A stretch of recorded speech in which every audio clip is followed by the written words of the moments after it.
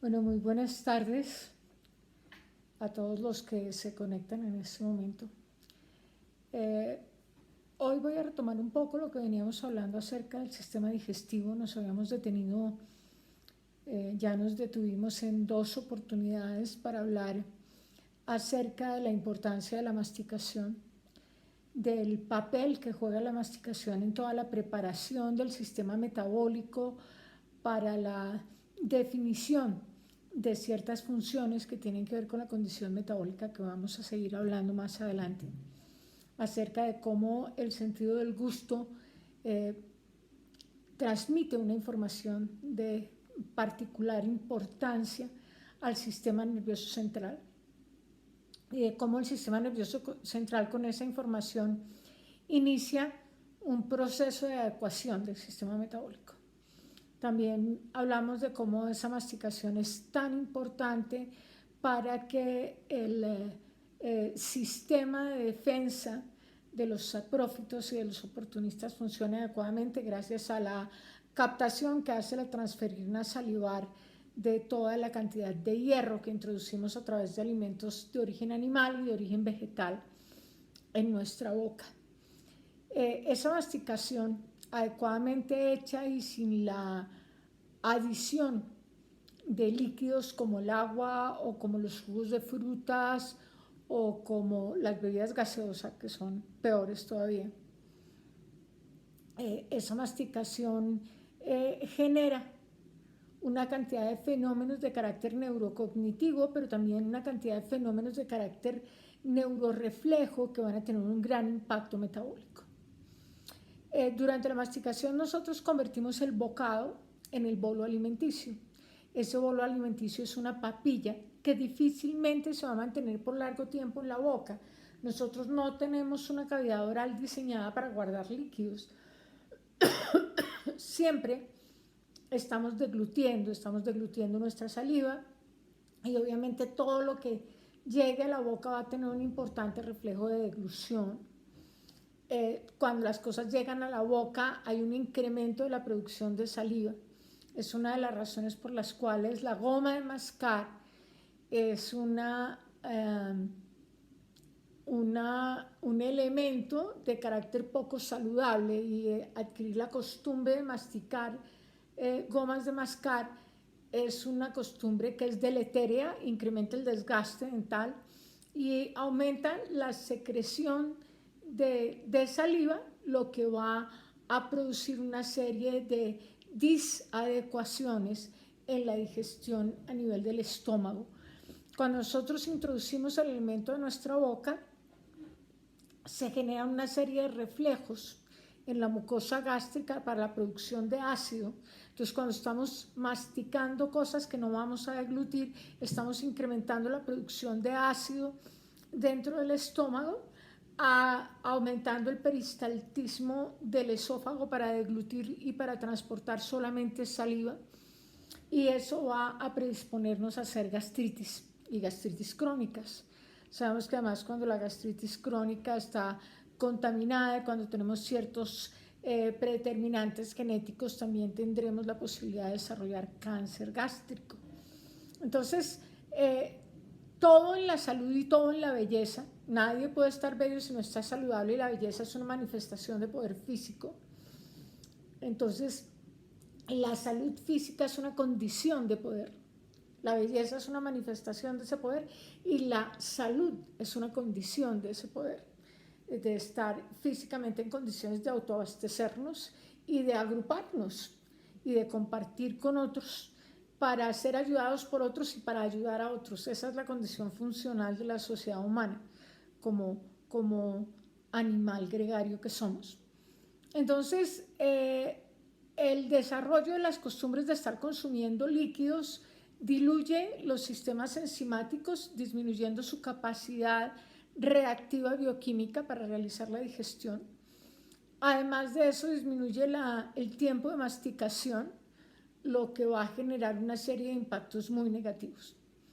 El reflejo de deglución con los años va teniendo un importante deterioro. Nos vamos haciendo viejos y ese reflejo cada vez es más lento y menos sellante, es decir, el paladar blando no sella muy bien las coanas y la epiglotis no sella muy bien la glotis cuando hacemos la deglución.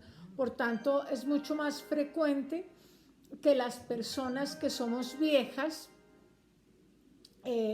nos atoremos o tengamos episodios de tos o notemos que las gotitas de flush de saliva o que los líquidos que consumimos van a producir ese fenómeno de atoro. Esa es una de las razones por las cuales los que me han visto en el espacio real hablando de cualquier cosa se dan cuenta de que yo prácticamente no bebo, porque si además de beber hablo, entonces voy a facilitar la posibilidad de atorarme, porque cuando estoy hablando mi epiglotis está levantada, mi glotis está abierta y el aire está saliendo. Entonces, por eso también es una falta a las normas de urbanidad que el estar comiendo hablemos simultáneamente, porque nos vamos a atorar y si nos atoramos tosemos, y si tosemos pues escupimos encima de todo el mundo, no solo las gotitas de flush de nuestra tos, sino que estamos comiendo. Entonces eso va a generar un impacto social muy negativo y un impacto individual muy peligroso. Cuando la deglución se realiza, el bolo alimenticio escurre por el anillo cricoides, que es un anillo donde en la hipofaringe empieza el esófago. Y el esófago es un tubo muscular con unas fibras longitudinales y unas fibras circulares que va a empezar a hacer una serie de movimientos que se llaman peristaltismo, y con esos movimientos va a acelerar el descenso del bolo alimenticio. La mucosa del esófago es un epitelio plano, estratificado, no queratinizado,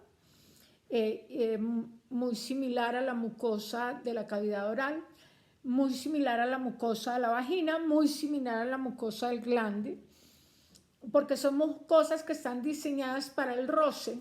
Entonces la mucosa del esófago está diseñada para que rocen elementos que pasan, que son los elementos del bolo alimenticio. Cuando usted no ha masticado bien, los trozos que usted deglute, porque ya no está deglutiendo una papilla, sino deglutiendo un triturado, los trozos que usted deglute traumatizan ese esófago, produciendo obviamente una esofagitis traumática crónica. Y aquí va otra costumbre muy importante. Hay personas que acostumbran a consumir cosas muy frías y personas que acostumbran a consumir cosas muy calientes.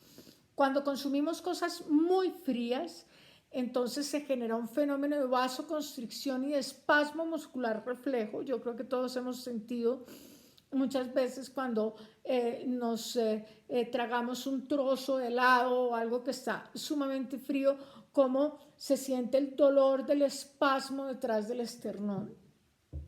Esos espasmos pueden producir reflejos vasovagales que van a perturbar la función mecánica cardiovascular, porque el nervio vago tiene unas ramas que son las ramas cardíacas que van a influenciar las fibras excitables del músculo cardíaco.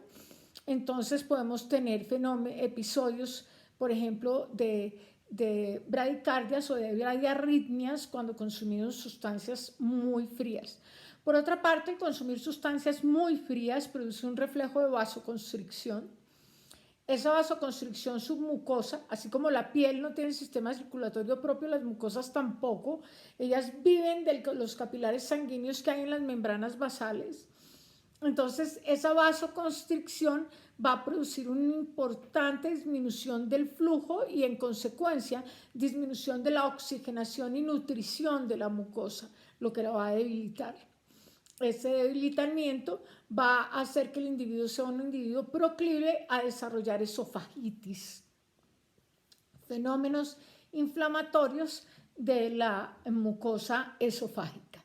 Y en las personas que consumen bebidas muy calientes y en los que están acostumbrados, por ejemplo, a fumar de para adentro, esas personas que prenden sus cigarrillos y la parte incandescente la tienen dentro de la boca, o en las personas que vemos en los semáforos en casi todos los países de economías informales como los nuestros, que aspiran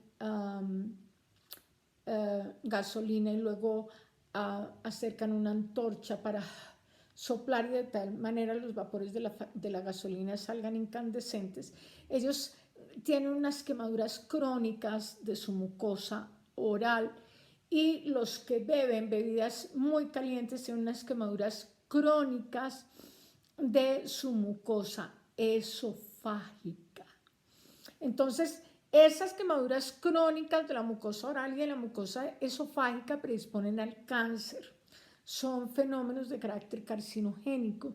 En el caso de los fumadores de cigarrillo o de tabaco de para adentro, eso está agregado además al alquitrán liberado por la combustión. Lo mismo que sucede con los personajes que hacen, que llaman los dragones callejeros, que trabajan con esos incandescentes. Ellos van a tener cáncer de paladar o cáncer de hipofaringe con mucha más frecuencia que la población normal. Esa costumbre del consumo de bebidas calientes es lo que hace que en nuestros páramos y en nuestros nevados, por ejemplo, la Sierra Nevada del Cocuy en Colombia, es mucho más frecuente el carcinoma de esófago, porque la gente consume el carcinoma escamoso de esófago, porque la gente consume sustancias sumamente calientes. La función del esófago es simplemente transitar desde el anillo cricoides hasta el cardias, que es lo que sería realmente la boca del estómago. El cardias es un engrosamiento muscular donde el esófago entra en el estómago. Cuando el bolo alimenticio se desliza por el esófago y pasa por el cardias, sucede un fenómeno bastante interesante. Se cierra completamente el píloro. El píloro es el esfínter que evacúa al estómago. El estómago es una dilatación del tubo digestivo que tenemos inmediatamente después del esófago. Y el cardias se estrecha de tal manera que el bolo alimenticio empieza a escurrir gota a gota hacia la cavidad gástrica. El estómago no se puede llenar en un 100%. El estómago tiene una cámara de aire en su cúpula. Eso es sumamente importante porque en el estómago las fibras musculares no solo son circulares y longitudinales, sino que también transversas. Entonces el estómago empieza un movimiento peristáltico y se mueve como una licuadora, de manera que ese bolo alimenticio se va a mezclar con el jugo gástrico. El jugo gástrico está compuesto, como todas las secreciones, por agua en primer lugar. En segundo lugar, con una importante cantidad de ácido clorhídrico, de manera que el pH del jugo gástrico es un pH de 2. Es bastante ácido. Por eso es tan importante que el cardias se cierre con el objeto de que el ácido con el movimiento del estómago no se devuelva. Cuando tenemos reflujo, es o porque el cardias falla o porque nosotros abusamos de las cantidades y de la velocidad con la que llenamos el estómago. Entonces las presiones ganan y las sustancias se devuelven. Esa irritación de ese pH tan ácido en la mucosa del esófago puede producir un fenómeno que se llama la metaplasia, es decir, la mucosa cambia, deja de ser una mucosa plana, estratificada, no queratinizada, para convertirse en una mucosa columnar de tipo gástrico. Y es ahí donde se presentan otra serie de tumores malignos por el reflujo no tratado, que son los carcinomas gástricos de esófago. Suena chistoso, pero sí, porque el cáncer está dado por unas células anormales, pero que son células que no pertenecen directamente al esófago, sino que son células que pertenecen al estómago y que han cambiado en razón de la defensa que el esófago está haciendo de la acidez que le produce la regurgitación desde el estómago.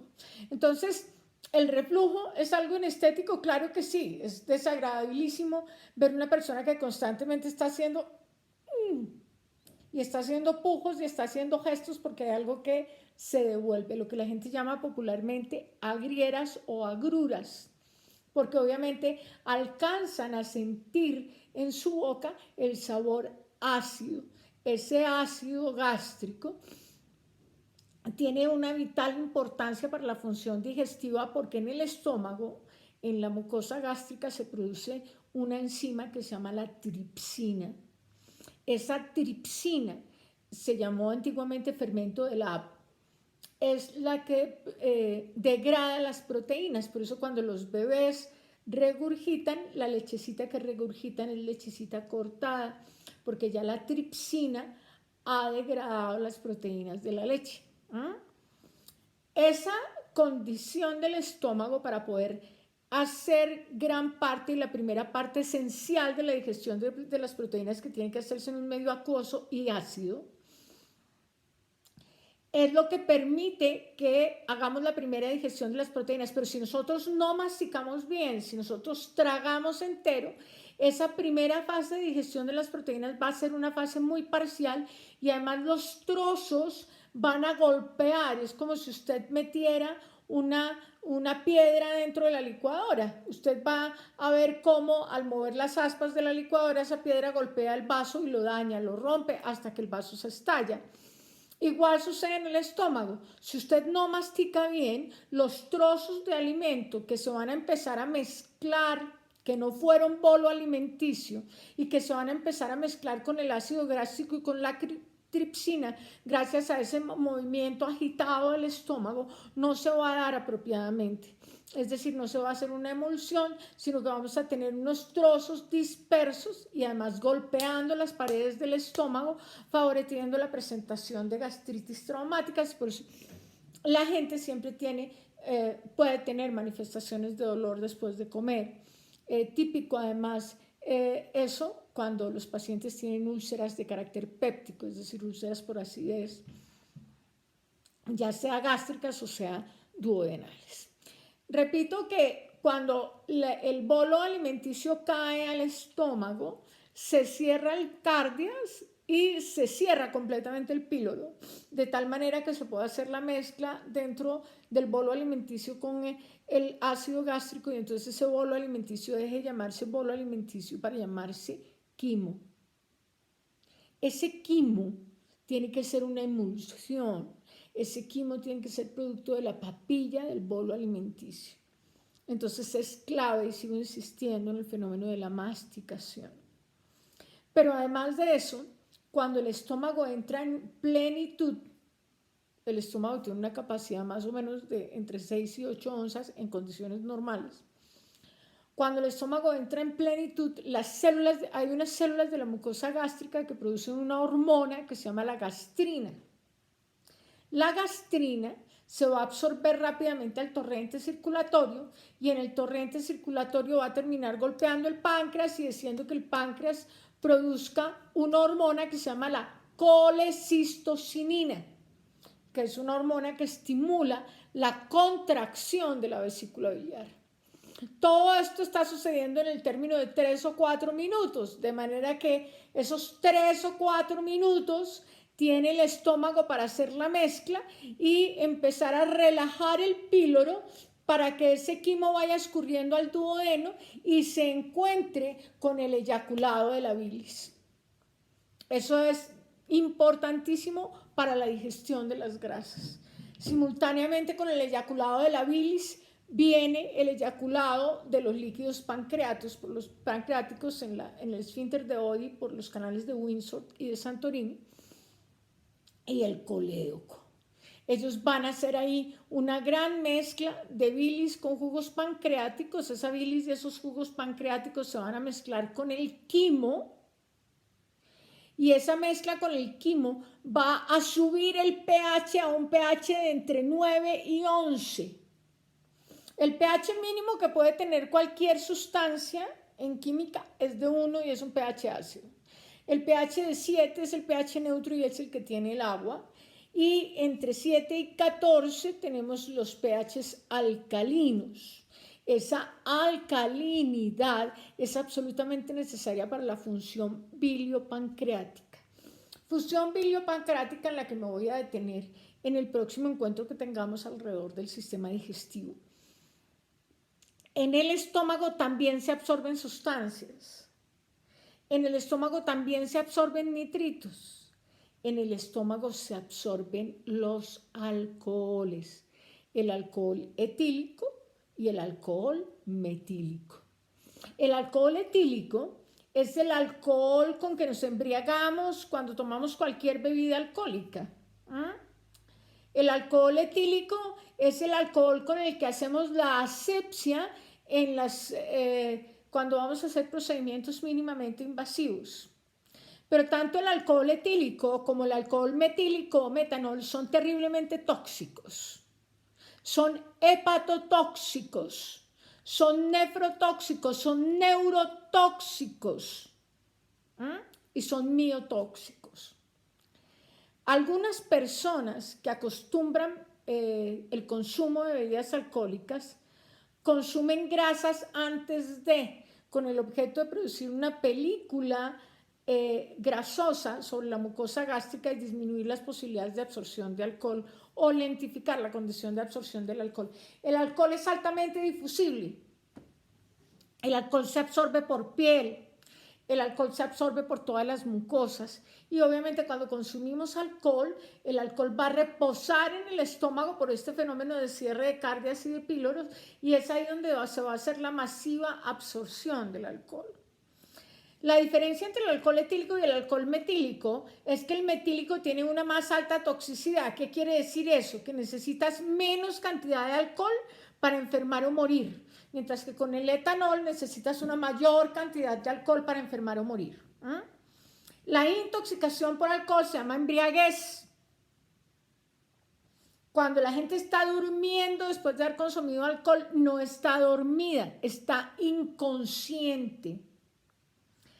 Esos masajes tan populares de vino no son otra cosa que producir una rápida y dramática embriaguez, porque ponen el vino sobre tu piel, desde tu piel se absorbe el alcohol e inmediatamente impregna tu sistema nervioso central. Y entonces la gente dice, ay, quedé tan relajada. La gente no queda relajada, la gente está ebria y el alcohol es un depresor del sistema nervioso central. La diferencia entre recibir un masaje con vino y consumirte un vaso de vino es que cuando recibes un masaje con vino, así sea con un solo vaso, todo el alcohol que contiene va a pasar directamente a tu sistema circulatorio y a impactar de manera inmediata a tu sistema nervioso central. Mientras que cuando tú consumes alcohol, el etanol va a ser absorbido por la mucosa gástrica, va a pasar a través del sistema de vasos cortos hacia la esplénica y va a terminar en la vena porta, llegando al hígado y entonces el hígado va a acetilar el alcohol. Esa acetilación del alcohol hace que cada molécula de etanol se convierta en una molécula de ácido acético, que es mucho menos tóxico, es lo que popularmente llamamos vinagre, es muchísimo menos tóxico y en consecuencia la cantidad de alcohol que puede llegar al sistema nervioso central para impregnarlo es muchísimo menos. Entonces es menos tóxico tomarse un vaso de vino que sumergirse en una tina con un vaso de vino disuelto, porque toda la piel lo va a absorber. Entonces en eso tenemos que ser sumamente cuidadosos. En estética se utilizan muchas técnicas de masaje en las cuales se colocan sustancias alcohólicas y también sustancias estimulantes. Los masajes de café están muy de moda, los masajes de chocolate están muy de moda, la cafeína propia del café y la teobromina propia del chocolate son fenoximetilxantinas que se absorben muy fácilmente por la piel sin pasar por el hígado. En consecuencia van a impregnar el sistema nervioso central de manera directa y van a producir su fenómeno tóxico de manera directa. Entonces lo que está haciendo la gente cuando vende ese tipo de masajes es abusando de la condición adictiva de un individuo para que piensen que es que la técnica estuvo muy bien hecha. En eso tenemos que ser unos observadores cuidadosos, hay que hacer una buena historia, hay que preguntarle al paciente si es adicto, hay que preguntarle al paciente además si es un adicto rehabilitado, porque es que no es lo mismo tratar un adicto consumidor que un adicto rehabilitado. Entonces, ojo con esas cosas, porque estar saltándose el sistema digestivo y abusando de las capacidades de absorción de ciertas sustancias en la piel no es nada saludable, ni para la piel, ni para la integralidad del paciente, ni para el cerebro de ese paciente. Ese estómago va con la tripsina a fragmentar las proteínas. Un aminoácido es una sustancia carbonada, tiene una cadena carbonada que tiene un extremo amino y un extremo carboxilo. El extremo carboxilo es el que caracteriza los ácidos grasos. Por eso esa sustancia se llama aminoácido. Cuando los aminoácidos se unen, se pueden unir de maneras peptídicas y de maneras no peptídicas. La manera no peptídica genera aminoácidos complejos. Por ejemplo, la tirosina es un aminoácido que se une por su núcleo alifático con otra tirosina, formando un aminoácido complejo que se llama tironina, que es la materia prima para hacer hormona tiroidea. Los aminoácidos son sumamente importantes en diversas funciones. Hay otro aminoácido muy importante en los procesos catabólicos de las grasas, que es la L-carnitina, que se ensambla en el hígado por un enlace no peptídico de dos aminoácidos. Pero resulta que hay una manera como los aminoácidos se juntan que se llama un enlace peptídico, que es un enlace de esterilización, de esterificación, en el cual el grupo carboxilo de un aminoácido se esterifica con el grupo amino del otro aminoácido, dejando libre una molécula de agua. Este enlace es un enlace sumamente fuerte y se denomina enlace peptídico. Si son dos aminoácidos los que están enlazados de esa manera, hablamos de un dipéptido. Si son tres, de un tripéptido y así sucesivamente. Cuando son 9, hablamos de un nonapéptido, y cuando son más de 9, hablamos de una proteína corta. Pero hay proteínas largas, que son proteínas que tienen más de 21 aminoácidos. La insulina, por ejemplo, es una proteína larga. La hemoglobina es una proteína larga. El colágeno es una proteína corta, porque el colágeno es un propolímero de un tripéptido. Entonces, ese fenómeno, esos enlaces que tienen los enlaces peptídicos que tienen las grandes proteínas, se van a romper dentro del estómago gracias a la tripsina, produciendo unos bloques de aminoácidos de 9 o 12, o de 6 o 9 o 12 aminoácidos, de acuerdo con la calidad del bolo alimenticio y de acuerdo con el tiempo que le estemos dando durante la deglución, es decir, de acuerdo con la lentitud con que estemos comiendo. Esas personas que empacan y comen rapidísimo no van a poder hacer ese tipo de digestión. En el estómago normalmente no hay bacterias. Las bacterias que hemos consumido con el alimento y que han descendido con el bolo alimenticio van a morir por el pH ácido del estómago. Entonces, esos péptidos largos o esas proteínas cortas es lo que popularmente denominan en el mercado peptonas. Se obtienen al azar, es decir, la tripsina no está diciendo voy a romper la proteína por aquí o por allá, se obtienen al azar.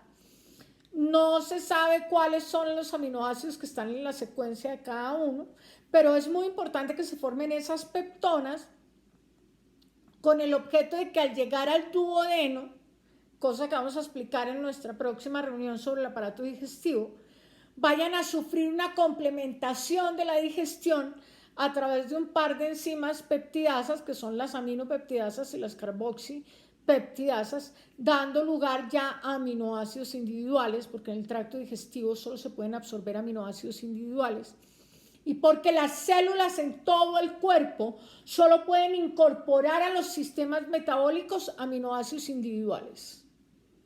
Nosotros podemos estimular terminales con péptidos, nosotros podemos modificar con mensajeros químicos, pero nosotros no podemos incorporar al sistema metabólico sino aminoácidos individuales, y en la próxima reunión vamos a ver cómo es que se sucede ese bellísimo fenómeno de la digestión de las proteínas y la digestión de las grasas, para que entendamos lo que va a pasar posteriormente en nuestro sistema metabólico. Ha sido para mí un inmenso placer volver a estar con ustedes en estos espacios. Hago lo posible por sacar un tiempo siempre para poder seguir dando información acerca de la morfofisiología humana con el objeto de enfocarla hacia la estética y hacia lo que hacemos en el mercado en la estética. Muchas gracias a todos, un muy feliz fin de semana.